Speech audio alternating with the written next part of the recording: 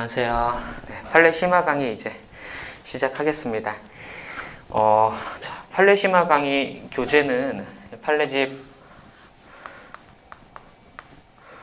3판을 활용할 거고요.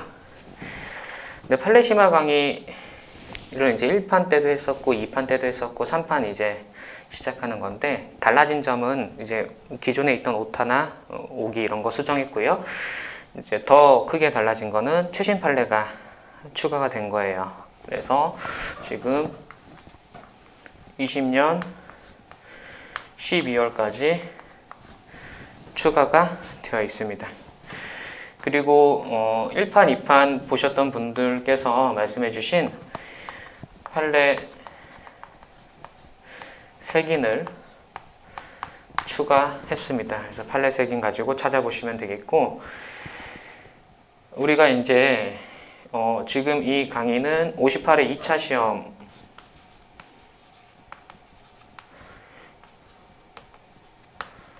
시험의 메인을 두고 이제 강의를 할 건데, 2차 시험이 8월까지라는 거예요.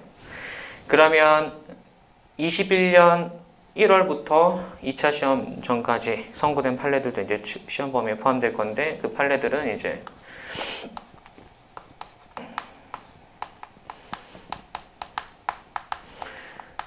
최신 판례 특강으로 열거나 아니면 그냥 충분히 독학 가능해 보인다면 제가 자료만 공유를 하거나 이거 좀 다반지적으로 설명드릴 게 있다 라고 하면 특강을 열 수도 있어요. 그래서 어쨌든 최신 판례는 나올 수밖에 없는데, 그러니까 선고될 수밖에 없는데, 이 판례들은 이렇게 커버하시면 되고, 그리고 이제 이런 최신 판례들이 실전 GS에 녹아 들어갈 수도 있는 거고, 또는 기초 GS나 실전 GS에 녹아 들어갈 수 있는데, 그래도 따로 이렇게 보시는 게 좋아요. 이렇게 보시면 되겠고, 웬만하면 자료로 나갈 가능성이 많아요. 작년처럼 메트로시티 이렇게 막 아주 중요한 판례가 선고되지 않는 한 강의는 없을 거고, 실전 GS에 녹아질 거예요. 이렇게 생각하시면 될 거고, 그리고 제가 58회 2차 시험에 초점을 맞춘다고 말씀을 드렸는데, 우리 1차 상표법이랑 2차 상표법에는 공통점도 있고 차이점도 있어요. 공통점은 법리가 같다는 거, 차이점은 공부 방법이 다르다는 거, 이렇게 되는데, 어떤 선생님은 특허 1차랑 특허 2차가 완전 다른 과목이다 라고 말씀하시기도 하고, 같은 과목이라고 말씀하시기도 하는 분이 다 달라요. 상표도 마찬가지. 같은 과목이라고 말씀하시는 분도 있고 다른 과목이라고 말씀하시는 분도 있는데, 둘 다 맞는 말이에요. 관점을 보면 같은 과목은 맞죠. 같은 과목은. 공부 방법이 워낙 다르다 보니까 이제 다르다라고 이렇게 말씀하시는 건데,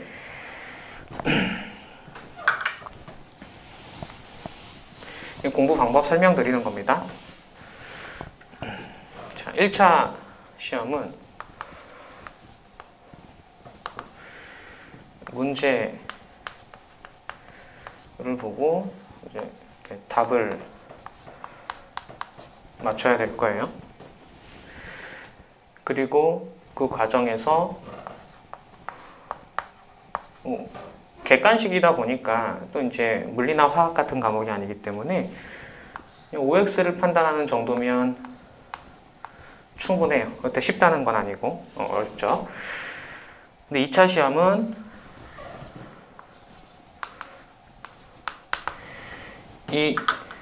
이걸 베이스로 해서, 1차 상표법을 베이스로 해서 이 OX를 판단하는 이 과정이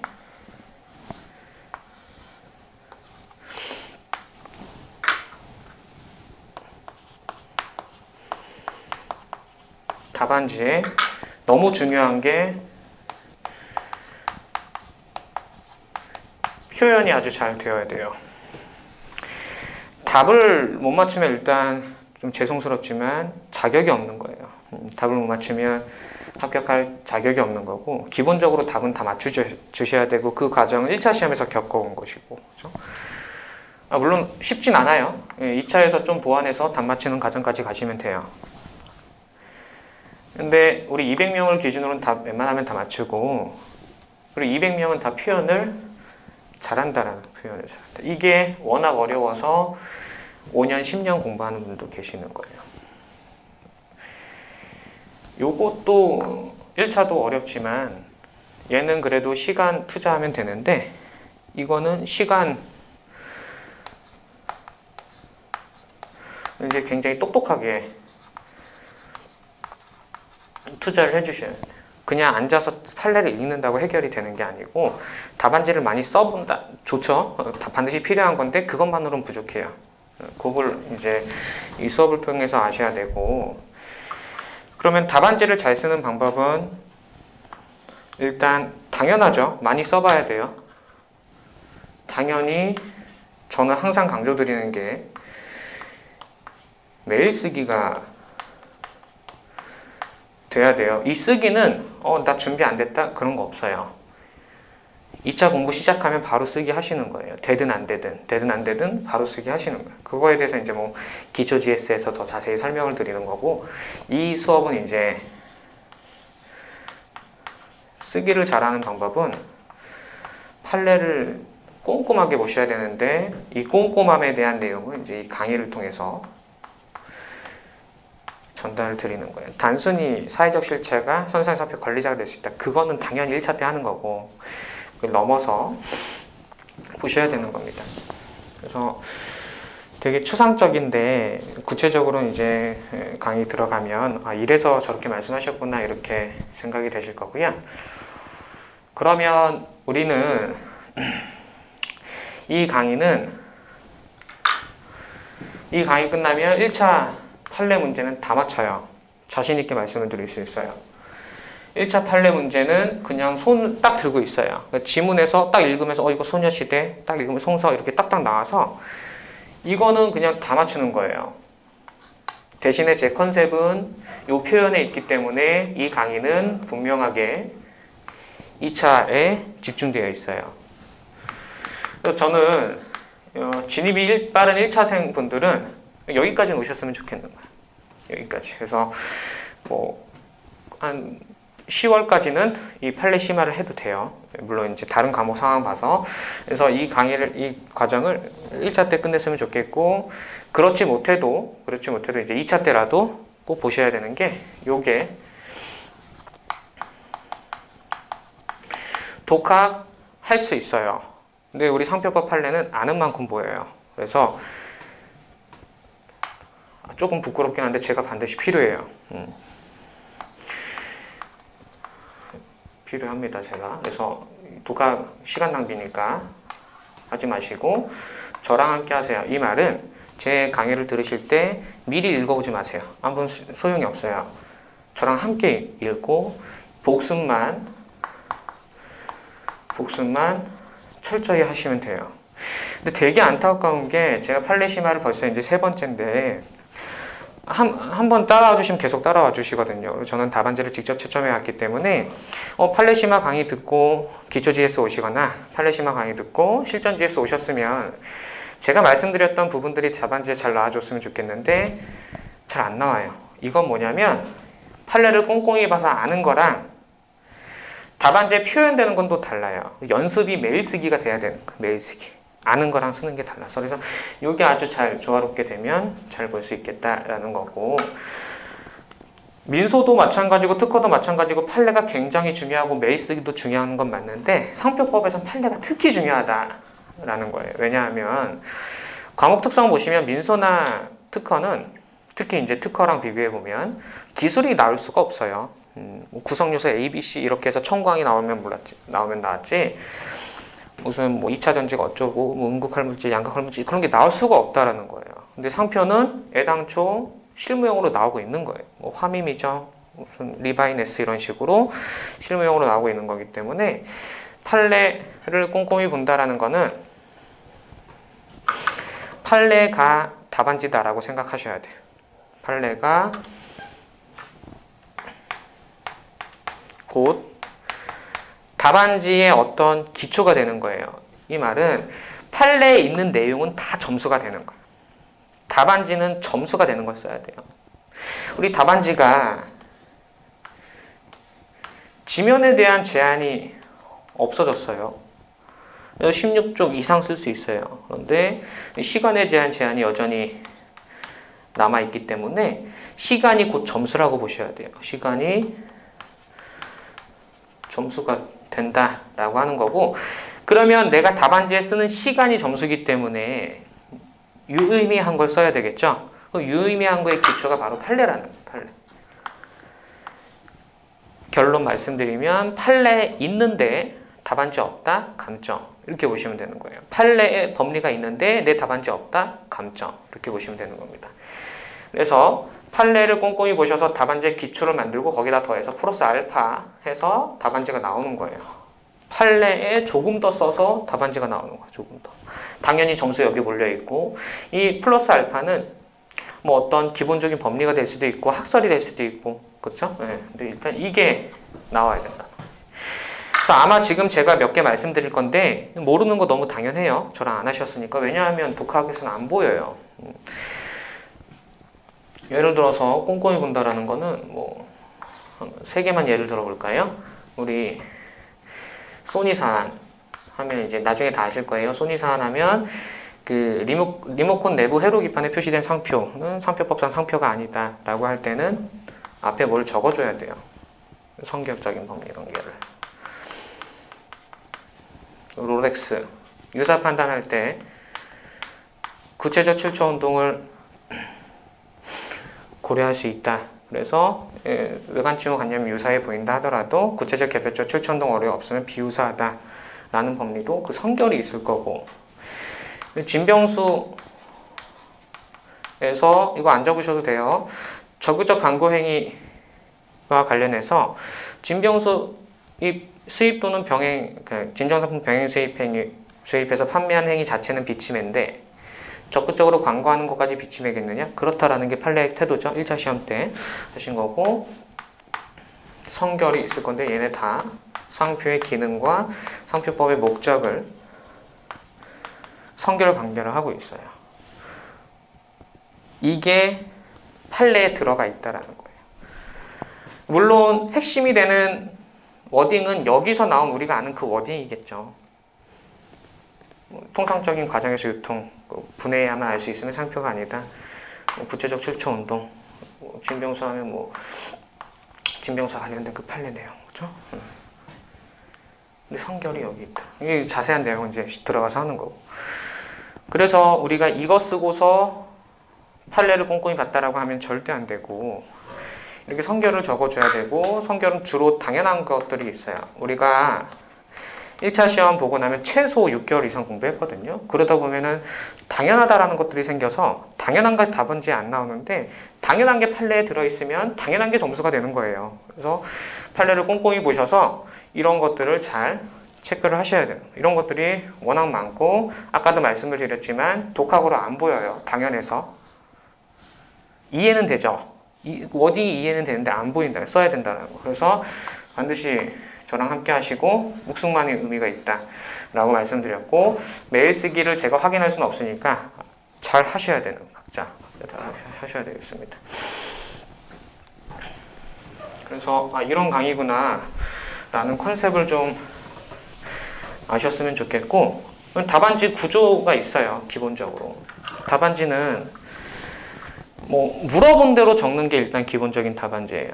그래서 우리 크게 보면 서 또는 문제점 또는 문제의 소재 다양하죠. 강사들마다. 답은 없어요. 편한 거 쓰시면 돼요. 근데 저는 서를 선호하는 이유는 짧아서. 두 번째로는 이제 법리가 들어가게 되고, 세 번째로 어떤 결을, 사안 해결, 뭐 이렇게 크게 보면 이런 구조가 될 거예요. 크게 보면 여기서 어떤 문제점에 대해서 쓰고 관련된 법리를 쓰고, 그래서 사안을 해결하고, 이 법리에는 판례가 될 수도 있고 학설이 될 수도 있고 뭐 조문이 될 수도 있고, 조문, 판례, 학설 다 될 수 있는 거예요. 조문, 뭐 판례,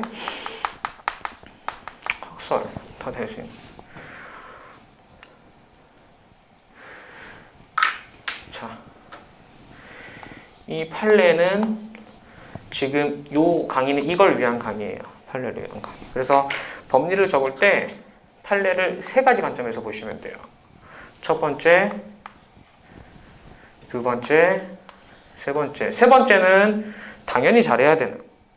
이게 바로 핵심이 되는 핵심. 현대사견하면 사회적 실체. 이런 것들은 당연히 나와줘야 돼요. 대신에 그냥 나오는 게 아니라 키워드가 명확하게 들어가서 나와줘야 되는데 이제 그거 하나하나 체크하시는 거고. 왜냐하면 상표법 판례 핵심 워딩 보시면 다 좋은 말이에요. 그래서 1차 시험에서는 그냥 OX만 판단하면 되지만 2차 시험에서는 좋은 말조차도 구별을 해서 쓰셔야 돼. 이 사안, 저 사안 다 구별해서 쓰셔야 돼요. 그건 이제 또 구체적인 내용은 공부하면서 보기로 하고, 제가 제가 독학이 안 되고 제가 필요하다는 이유는 1, 2번 때문에 그래요. 1, 2번 때문에 그런 건 이제 주소, 선견 있어요. 자, 판례마다 3번만 있는 것들도 있고, 어떤 판례는 주소, 선결 다 있는 것도 있고, 어떤 판례는 주소랑 핵심만 있는 것도 있고, 어떤 거는 2번, 3번 선결이랑 핵심만 있는 것도 있어요. 그래서 이건 항상 있겠지만 얘네들 있고 없고 하거든요. 그래서 판례를 잘 구별하셔서 아까 세 가지 예를 들어드렸었죠. 소니산, 롤렉스산, 진병수, 선결 3개 거기는 뭐 기능과 목적이 있구나. 이렇게 지금은 좀 모르더라도 끝나고 나면 툭 튀면 툭툭 나와줘야 돼. 아는 거랑 쓰는 거랑 달라요. 툭 치면 툭 나와줘야 잘 나옵니다. 답안지에.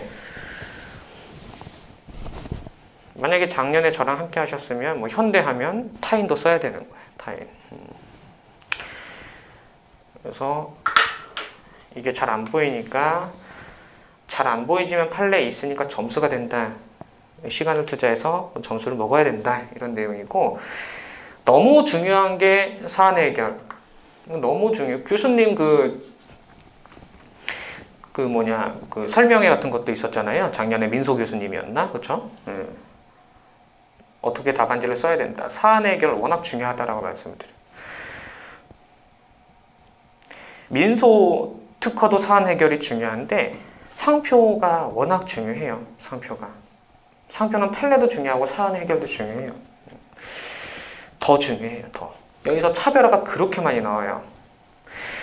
우리 사안 해결을 잘하는 방법 역시 판례를 꼼꼼히 보셔야 돼요. 사안 해결을 잘하는 방법은 판례를 꼼꼼히 봐서 출제자가 준 워딩은 포섭이 돼야 돼요. 출제자가 던져준 거, 제시된 거. 문제에서 제시된 것들은 포섭이 돼야 되는데 이게 굉장히 어렵다라는 거예요. 아는 만큼 보여서. 예를 들어서 서적의 제호의 사용이 상표로서 사용인지와 관련하면 10중 8구는 주어진 어떤 워딩 중에서 시리즈물, 정기간행물 그런 것만 쓸 건데 거기에 더해서 다른 것도 분명히 줬을 거거든요. 그래서 그런 것들도 잘 포섭이 돼야 되는 거고, 이제 저랑 함께 하셨으면 작년에 이제 진한 커피 판례 같은 경우에는 뭐 시리즈물뿐만 아니라 음반의 제명이 음반에 수록된 내용을 직접 표시하는 것은 아닌 점, 이런 것들까지 던져줬으면 먹어야 되는 거예요. 그래서 제시된 걸 사안 포섭하는 게 쉽다라고 생각하시면 안 돼요. 아무리 출제자가 제시한 거라도 내가 아는 만큼 그게 보이기 때문에 포섭이 안 되는 경우가 엄청 많아요. 잘 하시려면 판례를 꼼꼼히 보셔야 돼요. 그걸 이제 저랑 함께 하시는 거고, 두 번째로는 억울하지만 출제자가 제시하지 않았어도 돼야 되는 포섭 문구들이 있어요. 근데 다행히 많지 않아요. 많지 않아서 얘는 암기로 커버하시면 돼요. 예를 들어서 도메인 이름의 사용이 상표의 사용인지와 관련해서 출처 표시 기능이 발휘하는지와 관련해서 그것이 출처 표시 기능이 발휘될 수도 있고 안 될 수도 있을 거예요. 된다고 할 때 또는 안 된다고 할 때 출제자가 제시한 포섭 문구는 당연히 포섭을 하시고 제시되지 않은 것도 포섭을 하셔야 되는데, 예를 들어서 내가 내린 결론이 출처 표시 기능이 발휘되지 않는다, 상표의 사용이 아니다 라고 했으면 도메인 이름 목적 자체가 출처 표시 기능이 아닌 점, 나중에 보실 거예요. 지금 당연히 몰라요. 하여튼 그런 것들은 이제 좀 암기로 커버를 하셔야 되는데 많지 않으니까 잘 정리하시면 될 겁니다. 그래서 이 강의는 자, 1차 시험에서는 답은 100% 다 맞춰요. 자신할 수 있습니다. 답은 다 100% 다 맞추고 2차 시험에서는 판례만으로 부족해요. 매일 쓰기 필요해요. 매일 쓰기 필요한데 이 강의를 통해서 우리 이거랑 사안포서 누구보다 잘할 수 있게 되는 거. 누구보다 잘할 수 있게. 누구보다 잘할 수 있을 만큼 원재료는 제공을 해드려요. 그걸 연습하시는 건 직접 하셔야 되는 거. 이 강의의 컨셉은 요거랑 요거를 위한 것이다 라고 말씀을 드리고 1차 때 또 좀 하셨으면 좋겠다 라고 이렇게 설명을 드리는 겁니다. 그래서 요 정도 이렇게 이 강의 컨셉이고요.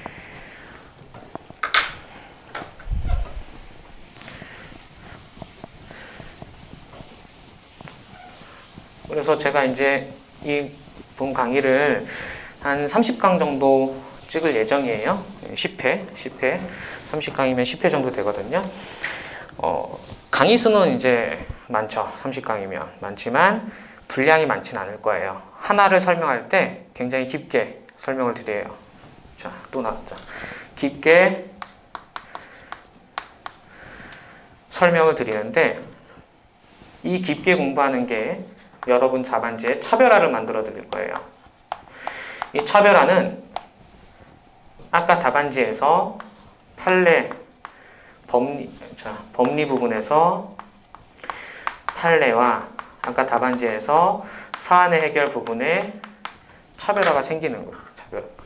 여기에서 차별화가 생기는 거예요. 생각해보세요. 1차 시험 합격자들이 2차 시험 보는 거고 그냥 보는 게 아니라 한 반년 동안 엄청 열심히 공부해서 보는 거예요. 웬만하면 답 다 맞춘다는 거예요. 여기서 엄청난 차이가 나요. 그래서 강사들이 모든 과목이 다 이제 차별화해야 된다 하는데 이거 산으로 가면 안 돼요. 어디서 이상한 막 교수님 한 분이 말했거나 아니면 박사 한 명이 말한 어떤 짱박힌 의견을, 학설도 아닌 의견을 답안지에 적는다거나 듣도 보도 못한 학설을 가져와서 적는다. 그런 거 하지 마시고 차별화는 판례가 답안지다라고 생각하고 공부하는 거예요. 그러면 반드시 차별화가 나와요. 남들 아는 판례 조금 더 명확하게 쓰고 남들 다 그 판례 적을 때 1번, 2번, 3번 말씀드렸죠? 이게 이제 핵심이고 이게 뭐 성결, 주소 이것만 적는 답안지보다 이게 차별화가 되는 거예요. 나머지도 적는 거 답안지. 사안도 아까 이제 뭐 제시된 거 다 포섭돼야 되고 제시하지 않은 것도 일부는 암기해줘야 되고 그런 거 가지고 무기를 만들어서 차별화가 되는 거지 절대 산으로 가시면 안 돼. 그래서 깊게 한다라는 말을 오해하시면 안 돼요. 깊게 한다는 말은 판례 그대로 가는 거예요. 판례 그대로 가고 답안지 관점에서 가고 이렇게 보시면 되겠습니다. 그래서 제가 계속 강조를 드릴 거예요. 뭔가 강조를 드리면 또 저 얘기하네 이렇게 생각하지 마시고 제가 그렇게 반복해서 강조드리는 이유는 판례 심화 듣고 GS 오셨는데 답안지 안 나오면 저는 너무 속상하거든요. 그래서 그런 의도예요. 그래서 잘 안 나오는 부분 계속 강조드릴 테니까 잘 캐치하시기 바랍니다. 그래서 우리 이제 상표의 사용 보실 건데 이거 보시면 이제 컨셉이 지금까지는 굉장히 추상적이에요. 아직 안 들어보셨으니까 상표의 사용 보면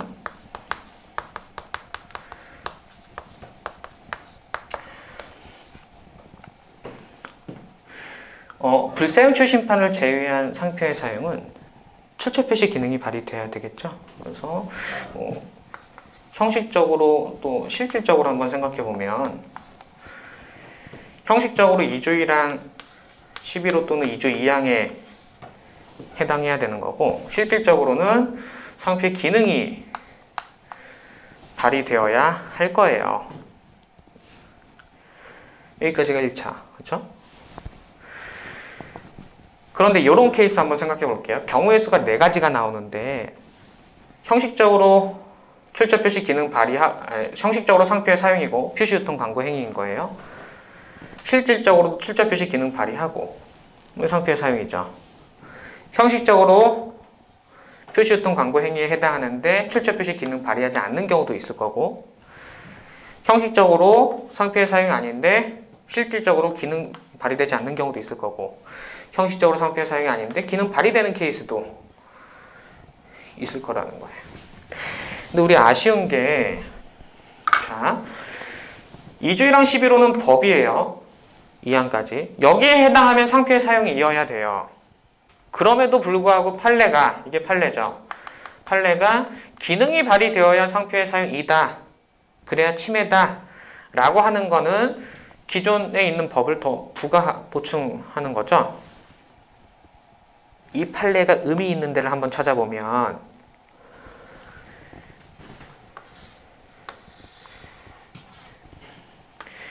요 케이스에서만 요 판례가 의미가 있다라는 거죠. 그렇지 않겠어요? 형식적으로 상표의 사용인데 봤을 때 디자인인지 아니면 오로지 디자인인지 아니면 출처 표시 기능도 발휘하는지 그 경계에 있을 때 출처 표시 기능도 발휘하더라, 아니다 순전한 디자인적 사용이다, 요때 의미가 있다라는 거예요. 애당초 표시유통 광고 행위가 아니면 출처 표시 기능이 발휘하든 안 하든 상관없이 상표의 사용이 아니에요. 예를 들어서 제가 너무 안타까운 게 기계적인 답안지가 되는 거예요. 상표의 사용 나왔을 때 이렇게 적는 거는 너무 기계적인 거고,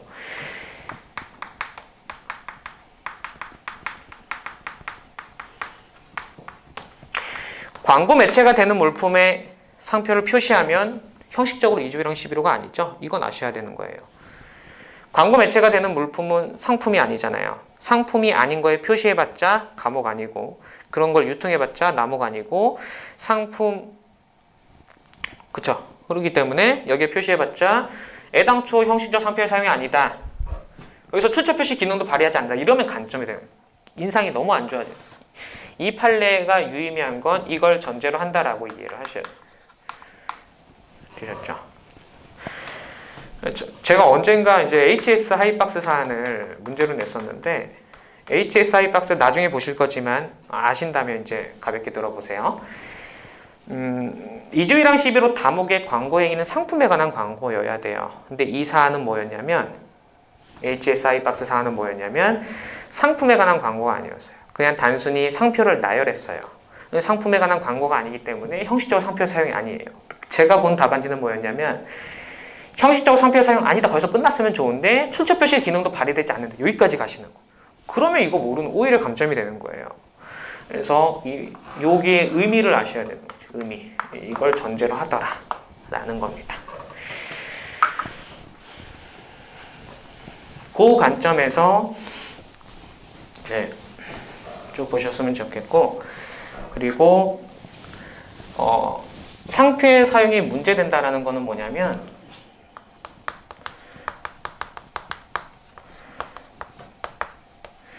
대부분은 출처 표시 기능과 관련된 판례들이 많아요.